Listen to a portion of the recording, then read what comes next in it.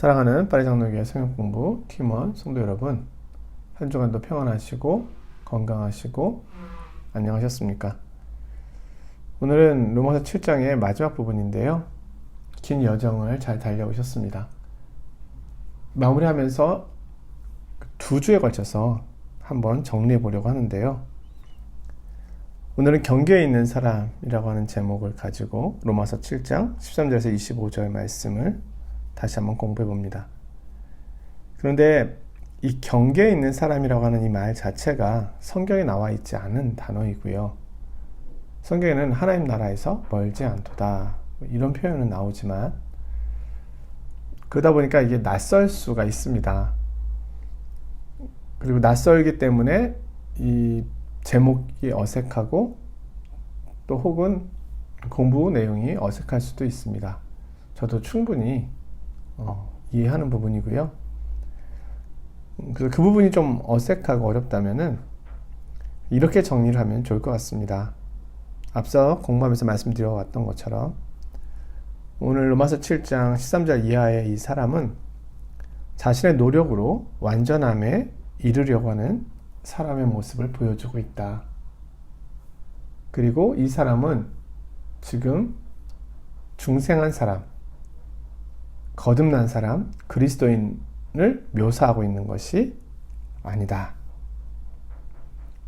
예수 그리스도의 죄사함과 구원의 은혜를 완전히 알지 못한 채 아직 그리스도의 은혜 안에 온전히 들어오지 않은 사람의 모습이다. 자, 이 본문을 가지고 많은 사람들이 중생한 사람이 최선을 다해서 그리스도를 따라가는 신앙의 삶을 살아가고 있는 모습으로 이해하는 경우가 있습니다. 그런데 그렇게 본다면 앞에서 말씀드린 이 바울 사도의 논증하고 이 내용하고 연결이 안 되거든요. 오늘 내용을 공부하다 보면 더 분명해지리라 생각하는데요. 그래서 그것이 아니다. 이 사람은 아직 완전한 그리스도인, 구원의 확신에 있는 그리스도인의 모습이 아님을 보여주고 있다. 이렇게 정리를 해보면 되지 않을까 싶습니다. 오늘 본문 말씀을 한번 읽어보겠습니다. 그런즉 선한 것이 내게 사망이 되었느냐? 그럴 수 없느니라. 오직 죄가 죄로 드러나기 위하여 선한 그것으로 말미암아 나를 죽게 만들었으니 이는 계명으로 말미암아 죄로심이 죄되게 하려 함이라. 우리가 율법은 신령한 줄 알거니와 나는 육신에 속하여 죄 아래 팔렸도다. 내가 행하는 것을 내가 알지 못하노니 곧 내가 원하는 것은 행하지 아니하고 도리어 미워하는 것을 행함이라. 만일 내가 원하지 아니하는 것을 행하면 내가 이로써 율법이 선한 것을 시인하노니 이제는 그것을 행하는 자가 내가 아니요 내 속에 거하는 죄니라. 내 속 곧 내 육신 선한 것이 거하지 아니하는 줄을 아노니 원함은 내게 있으나 선을 행하는 것은 없노라. 내가 원하는 바 선은 행하지 아니하고 도리어 원하지 아니하는 바 악을 행하는도다. 만일 내가 원하지 아니하는 것을 하면 이를 행하는 자는 내가 아니요 내 속에 거하는 죄니라. 그러므로 내가 한 법을 깨달았노니 곧 선을 행하기 원하는 나에게 악이 함께 있는 것이로다. 내 속 사람으로는 하나님의 법을 즐거워하되 내 지체 속에서 한 다른 법이 내 마음의 법과 싸워 내 지체 속에 있는 죄의 법으로 나를 사로잡는 것을 보는도다. 오라 나는 곤고한 사람이로다. 이 사망의 몸에서 누가 나를 건져내랴. 우리 주 예수 그리스도로 말미암아 하나님께 감사하리로다. 그런데 내 자신이 마음으로는 하나님의 법을 육신으로는 죄의 법을 섬기노라. 아멘. 자, 우리는 마틴 루터가 복음에 붙잡히기 전에 수많은 고행과 금식과 기도를 통해서 죄와 그 정죄를 이기기 위하여 노력했음을 알고 있습니다. 그러나 그는 거기서 자유롭게 될 수 없었습니다. 그가 변화된 것은 복음을 만난 후였습니다.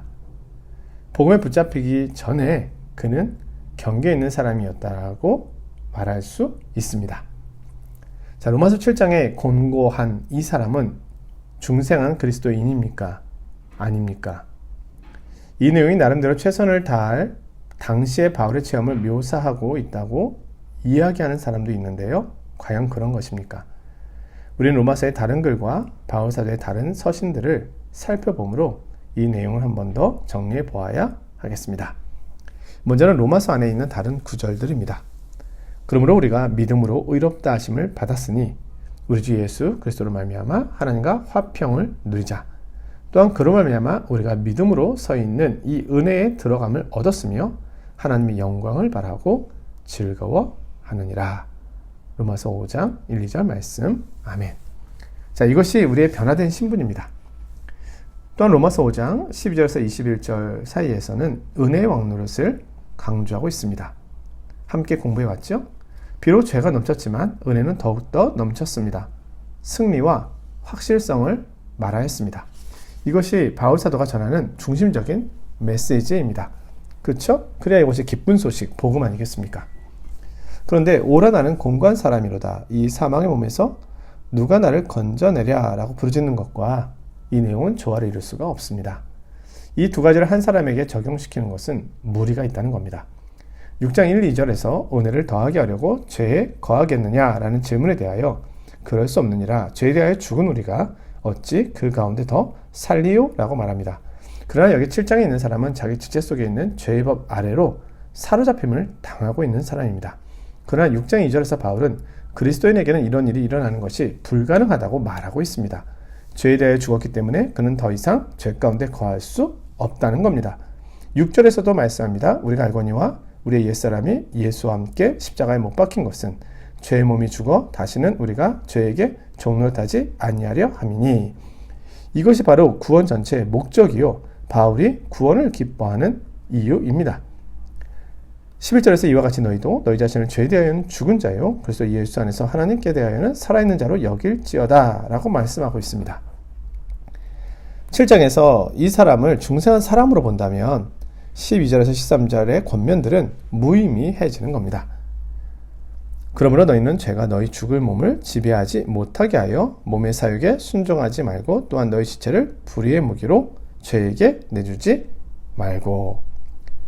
우리는 그렇게 우리의 지체를 불의의 병기로 죄에게 드린 일을 멈출 수가 있고 멈추어야 합니다. 로마서 7장에서 보고 있는 이 사람은 스스로 할 수 없다고 말하고 있으며 자기보다 훨씬 큰 세력에 의하여 부단히 사로잡힘을 당하고 있다고 말하고 있습니다. 6장 14절에 위대한 단원이 내려집니다. 죄가 너희를 주장하지 못하리니 이는 너희가 법 아래 있지 아니하고 은혜 아래 있음이라. 더 살펴보면 18절에 죄로부터 해방되어 의에게 종이 되었느니라. 22절에서는 그러나 이제는 너희가 죄로부터 해방되고 하나님께 종이 되어 거룩함에 이르는 열매를 맺었으니 그 마지막은 영생이라. 19절에서는요. 너희 육신이 연약함으로 내가 사람의 이해대로 말하노니 전에 너희가 너희 지체를 부정과 불법에 내주어 불법에 이른 것 같이 이제는 너희 지체를 의에게 종으로 내주어 거룩함에 이르라. 이렇게 말한 이 호수는 무능하고 소망 없고 좌절된 죄의 포로들에게 주신 말씀이 아닙니다. 7장 4절에서 6절은 7장 14절에서 25절까지의 그러한 관점을 완전히 배격합니다. 그러면 내 형제들아 너희도 그리스도의 몸으로 말미암아 율법에 대하여 죽임을 당하였으니 이는 다른 이 곧 죽은 자 가운데서 살아나신 이에게 가서 우리가 하나님을 위하여 열매를 맺게 하려 함이라. 이제 우리가 얽매였던 것에 대하여 죽었으므로 율법에서 벗어났으니 그러므로 우리가 영의 새로운 것으로 섬길 것이요 율법 조문에 묵은 것으로 아니할지니라. 8장 1, 2절 말씀을 보겠습니다. 그러므로 이제 그리스도 예수 안에 있는 자에게는 결코 정죄함이 없나니 이는 그리스도 예수 안에 있는 생명의 성령의 법이 죄와 사망의 법에서 너를 해방하였습니다. 자, 바울은 7장 13절에서 25절까지의 말씀 속에서 율법이 그를 끊임없이 죄와 사망으로 인도한다고 말하고 있습니다. 그러나 그는 8장 3절에서 자유롭게 되었다고 말합니다. 율법이 육신으로 말미암아 연약하여 할 수 없는 것을 하나님은 하시나니 곧 죄로 말미암아 자기 아들을 죄 있는 육신의 모양으로 보내어 육신의 죄를 정하사. 우리는 계속 실패해서는 안 됩니다. 오히려 그 영을 쫓아 행하는 우리에게 율법의 요구가 이루어지게 되는 것입니다. 8장 6절의 말씀을 봅니다. 육신의 생각은 사망이요 영의 생각은 생명과 평안이니라. 로마서 7장의 사람은 평안을 모릅니다. 13절에요. 너희가 육신대로 살면 반드시 죽을 것이로되 영으로서 몸의 행실을 죽이면 살리니. 그리스도인은 그렇게 살 수 있다는 것입니다. 그러나 로마서 7장에 있는 이 사람은 그렇게 할 수가 없습니다. 그는 여전히 포로로 잡혀 있습니다. 로마서 8장에서 우리는 자유와 생명의 길을 완전히 발견한 한 사람을 만나게 됩니다. 로마서 8장 29절에서 30절의 말씀입니다. 하나님이 미리 아신 자들을 또한 그 아들의 형상을 본받게 하기 위하여 미리 정하셨으니 이는 그로 많은 형제 중에서 맏아들이 되게 하려 하심이라. 또 미리 정하신 그들을 또한 부르시고 부르신 그들을 또한 의롭다 하시고 의롭다 하신 그들을 또한 영화롭게 하셨느니라. 아멘. 자, 칭의를 이해하는 사람은 어떤 의미에서 이미 자기가 영화롭게 되었음을 아는 사람입니다. 그러한 사람이 곤고한 사람이라고 울부짖을 수 있습니까? 바울이 로마서를 쓸 당시 그는 소망이 없거나 곤고한 사람이 아니었습니다. 그는 자기의 죄를 알고 하나님의 영광을 바라고 즐거워하는 사람입니다. 이 두 조건들은 한 인격 속에 공존할 수가 없습니다. 자, 두 번째로 사도 바울의 다른 서신서에서 발견되는 내용을 한번 보도록 하겠습니다. 고린도전서 9장 27절의 말씀인데요. 내가 내 몸을 쳐 복종하게 함은 내가 남에게 전판 후에 자신이 도리어 버림을 당할까 두려워함이로다. 로마서 7장에 있는 사람은 율법에 의하여 죽임을 당하고 있지만 여기서는 율법 아래 있지 않은 자로서 거룩함을 위해 싸우고 있습니다. 내가 그리스도와 함께 십자가에 못 박혔나니. 갈라디아서 2장 20절 말씀은 모든 그리스도인에게 일어나는 일입니다. 오라 나는 곤고한 사람이로다. 누가 나를 건져내랴 라고 말하고 있지 않습니다. 오히려 중생한 사람은 이렇게 말합니다. 그런지 이제는 내가 사는 것이 아니요 오직 내 안에 그리스도께서 사시는 것이라. 이제 내가 육체 가운데 사는 것은 나를 사랑하사 나를 위하여 자기 자신을 버리신 하나님의 아들을 믿는 믿음 안에서 사는 것이라. 아멘. 갈라디아서 4장에서 우리는 율법 아래 있는 한 사람을 만나게 됩니다. 1, 2절 말씀인데요. 내가 또 말하노니 유업을 이을 자가 모든 것의 주인이나 어렸을 동안에는 종과 다름이 없어서 그 아버지가 정한 때까지 후견인과 청지기 아래 있나니 그는 아들인데도 아직 율법 아래 있어 종과 다름이 없습니다. 3절에서 5절 말씀입니다. 이와 같이 우리도 어렸을 때에 이 세상의 초등학문 아래에 있어서 종로를 다했더니 때가 참에 하나님이 그 아들을 보내사 여자에게서 나게 하시고 율법 아래에 나게 하신 것은 율법 아래에 있는 자들을 속량하시고 우리로 아들의 명분을 얻게 하려 하심이라. 그러나 이제는 율법에서 벗어나 온전한 아들이 되었다는 겁니다. 갈라디아서 4장 6절 7절 말씀입니다. 너희가 아들이므로 하나님이 그 아들의 영을 우리 마음 가운데 보내사 아빠 아버지라 부르게 하셨느니라. 그러므로 내가 이후로는 종이 아니요 아들이니 아들이면 하나님으로 말미암아 유업을 받을 자니라. 아멘. 이 말씀은 로마서 7장 14절과 25절의 말씀과 조화를 이룰 수가 없습니다. 갈라디아서 5장 16절과 24절의 말씀입니다. 내가 이르노니 너희는 성령을 따라 행하라. 그리하면 육체의 욕심을 이루지 아니하리라. 그래서 예수의 사람들은 육체와 함께 그 정욕과 탐심을 십자가에 못 박았느니라. 갈라디아서에서 보여주는 중생한 사람들의 모습이 이것입니다. 에베소서 1장 18절에서 22절의 말씀을 살펴보겠습니다. 너희 마음의 눈을 밝히사 그의 부르심의 소망이 무엇이며 성도 안에서 그 기업의 영광의 풍성함이 무엇이며 그의 힘의 위력으로 역사하심을 따라 믿는 우리에게 베푸신 능력의 지극히 크심이 어떠한 것을 너희로 알게 하시기를 구하노라. 그의 능력이 그리스도 안에서 역사하사 죽은 자들 가운데서 다시 살리시고 하늘에서 자기 오른편에 앉히사 모든 통치와 권세와 능력과 주권과 이 세상뿐 아니라 오는 세상에 걷는 모든 이름 위에 뛰어나게 하시고 또 만물을 그의 발 아래에 복종하게 하시고 그를 만물 위에 교회의 머리로 삼으셨느니라. 또 만물을 그의 발 아래에 복종하게 하시고 그를 만물 위에 교회의 머리로 삼으셨느니라. 아멘. 이 능력의 크심을 아는 사람이 오르나는 공고한 사람이로다. 누가 나를 건져내랴 라고 부르짖을 수 있겠습니까? 다시 말하면 내 지체 속에 있는 죄 아래로 나를 사로잡아 가는 것으로부터 누가 건져낼 것인가 라고 울부짖을 수 있겠습니까? 분명히 우리는 전혀 다른 세계에 속해 있습니다. 모든 상황이 완전히 변화된 것입니다. 빌립보서 4장 4절의 말씀입니다. 주 안에서 항상 기뻐하라. 내가 다시 말하노니 기뻐하라. 죄의 법 아래로 끌려가는 사람이 항상 기뻐할 수 있겠습니까? 바울이 가장 먼저 기록한 서신서에서 이렇게 말씀합니다. 데살로니가 전서 1장 5절에서 7절입니다. 이는 우리 복음이 너희에게 말로만 이른 것이 아니라 또한 능력과 성령과 큰 확신으로 된 것임이라. 우리가 너희 가운데서 너희를 위하여 어떤 사람이 된 것은 너희가 아는 바와 같으니라. 또 너희는 많은 환난 가운데서 성령의 기쁨으로 말씀을 받아 우리와 주를 본받은 자가 되었으니 그러므로 너희가 마게도냐와 아가야에 있는 모든 믿는 자의 본이 되었느니라. 아멘. 여기서 능력과 성령과 큰 확신으로 되었다 말씀하고 있습니다. 빌립보서 3장 17절에서 바울은 자신을 본받는 자가 되라고 말씀합니다. 자신에 대해서 오라 나는 공고한 자로다. 누가 나를 건져내랴 라고 말하는 사람이 자신을 본받으라고 할 수 있겠습니까? 바울은 자신이 완전하다고 말하지 않습니다. 그러나 그는 로마서 7장에서 묘사된 죄의 조건에 있지 않음을 말합니다. 어떤 경우에 로마서 7장 14절 이하에 있는 말씀을 바울이 그리스도인의 삶을 마치려 할 즈음에 최선을 다하고 있는 바울 자신을 묘사하고 있는 것이라고 말하는 경우가 있습니다. 그러나 우리는 그의 삶이 마지막에 다가왔을 때 전혀 다른 고백을 하고 있음을 보게 됩니다. 디모데후서 4장 6절에서 8절입니다. 전제와 같이 내가 벌써 부어지고 나의 떠날 시각이 가까웠도다. 나는 선한 싸움을 싸우고 나의 달려갈 길을 마치고 믿음을 지켰으니 이제부터는 나를 위하여 의의 면류관이 예비되었으므로 주 곧 의로우신 재판장이 그날에 내게 주실 것이며 내게만 아니라 주의 나타나심을 사모하는 모든 자에게도니라. 요한일서 3장 9절의 말씀입니다. 하나님께로부터 난 자마다 죄를 짓지 아니하나니 이는 하나님의 씨가 그의 속에 거함이요 그도 범죄하지 못하는 것은 하나님께로부터 났습니다. 여기서 죄를 짓지 않는다는 의미는 계속 죄를 짓지 않는다.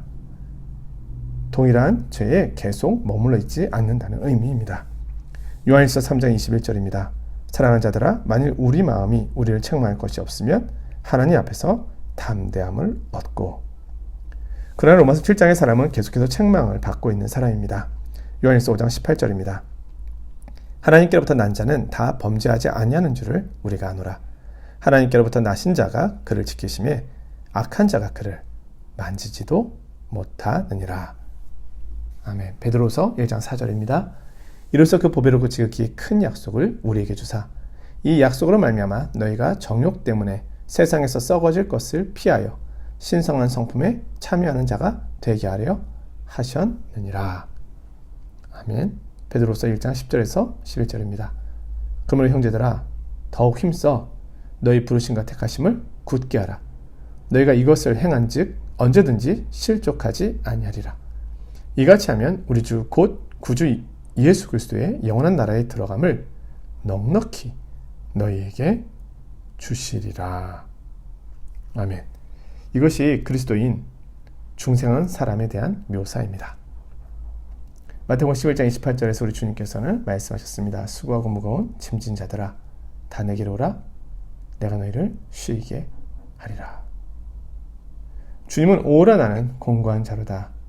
누가 나를 건져내랴 라고 부르짖는 사람에게 언제나 쉼을 주십니다. 자기 지체 속에서 죄에 사로잡혀가는 사람에게 쉼을 주십니다. 누가복음 4장에서 주님은 이사야서 61장을 읽어가시면서 이 말씀이 오늘 너희에게 응하였다고 말씀하셨습니다. 주의 성령이 내게 임하셨으니 이는 가난한 자에게 복음을 전하게 하시려고 내게 기름을 부으시고 나를 보내사 포로된 자에게 자유를 눈먼 자에게 다시 보게 함을 전파하며 눌린 자를 자유롭게 하고 주의 은혜의 해를 전파하게 하려 하심이라 하였더라. 아멘. 주님은 이 일을 위해 오셨습니다. 요한복음 7장 37절 38절입니다. 명절 끝날 곧 큰 날에 예수께서 서서 외쳐 이르시되 누구든지 목마르거든 내게로 와서 마시라. 나를 믿는 자는 성경 이름과 같이 그 배에서 생수의 강이 흘러 나오리라 하시니. 아멘.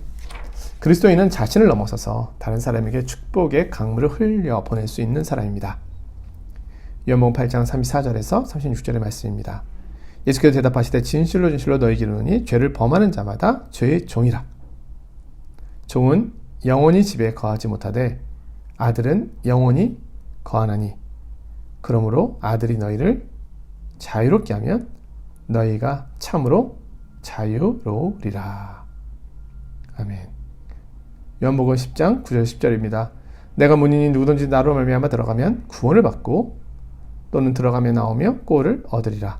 도둑이 오는 것은 도둑질하고 죽이고 멸망시키려는 것뿐이요 내가 온 것은 양으로 생명을 얻게 하고 더 풍성히 얻게 하려는 것이라.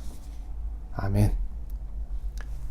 자, 로마서 7장의 사람이 중생한 사람으로 최선을 다해 노력하고 있는 사람으로 본다면 이는 구약의 교훈 아래에 있는 사람들보다도 더 열등하게 놓는 일이 됩니다. 시편 51편을 비롯해서 시편에서는 죄 가운데 있는 하나님의 백성이 어떻게 하나님 앞에 나아가는지를 보여주고 있습니다. 시편 51편 9절 10절 말씀인데요. 주의 얼굴을 내 죄에서 돌이키시고 내 모든 죄악을 지워주소서.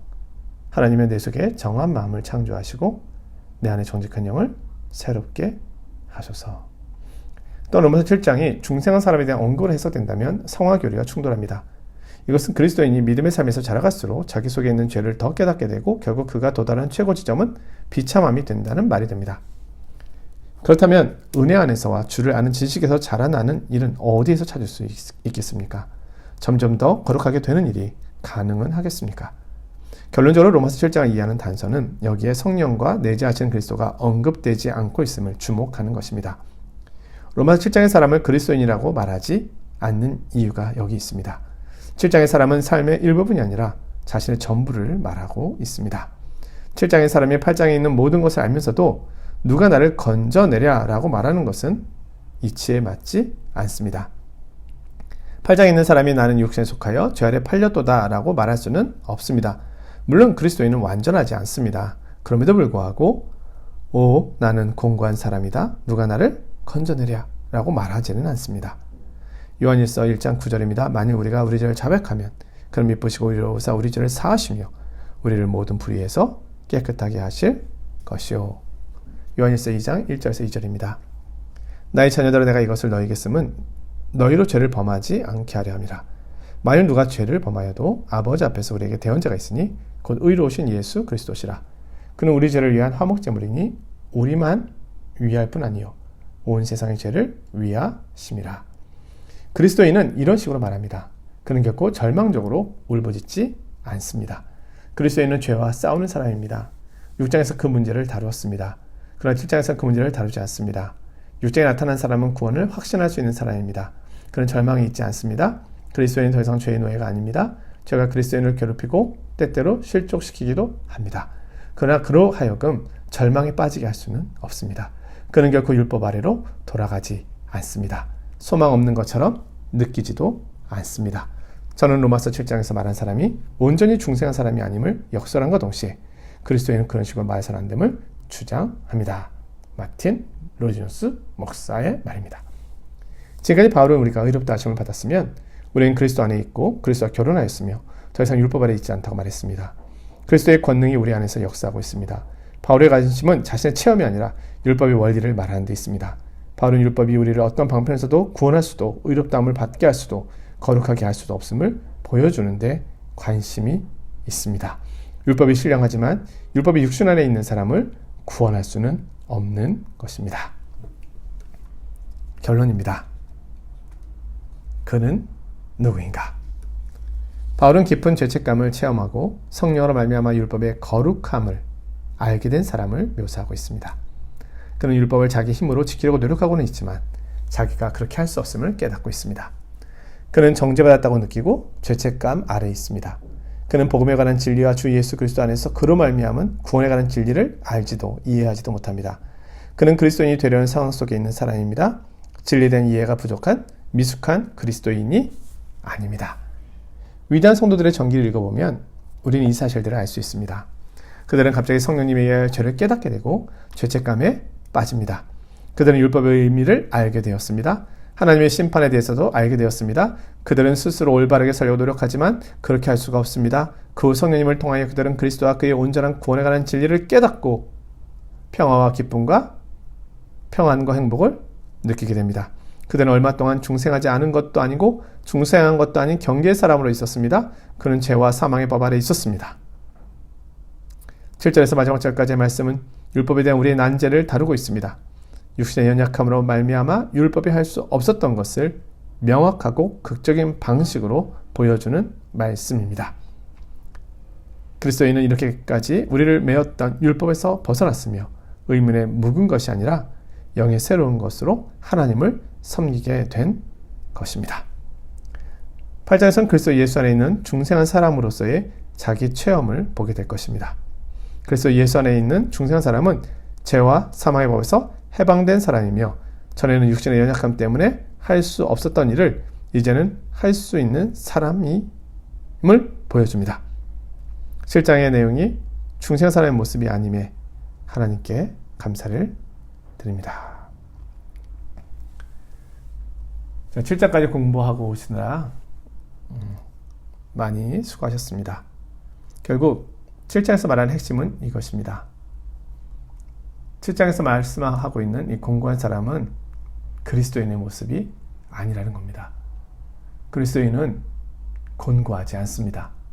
때로는 넘어지고 또 쓰러지고 죄의 유혹을 받아 그로 인하여 어리석게 보일 정도로 비참한 모습으로 있을 때가 있지만, 그러나 그는 하나님의 능력과 그리스도 예수의 죄사함과 구원의 능력을 알기에 다시금 일어설 수 있습니다. 그리고 죄와 싸울 수 있게 되는 것입니다. 그 죄로 인해서 이 사망의 몸에서 누가 나를 건져내겠느냐, 이렇게 울부짖는 일은 없습니다. 그리스도인은 늘 그리스도께로 피하는 사람입니다. 그러하기에 이 로마서 7장은 우리에게 구원의 확신에 대하여 더 분명하게 이야기해주는 내용이라 할 수 있겠습니다. 자, 이제 로마서 8장에 들어가는데요. 로마서 8장을 통해서 그리스도인의 모습, 그것을 지켜보며 살펴보며 하나님께서 우리에게 주신 복음의 은혜를 더 깊이 묵상하게 되는 시간이 되기를 원합니다. 고맙습니다. 감사합니다. 안녕히 계십시오.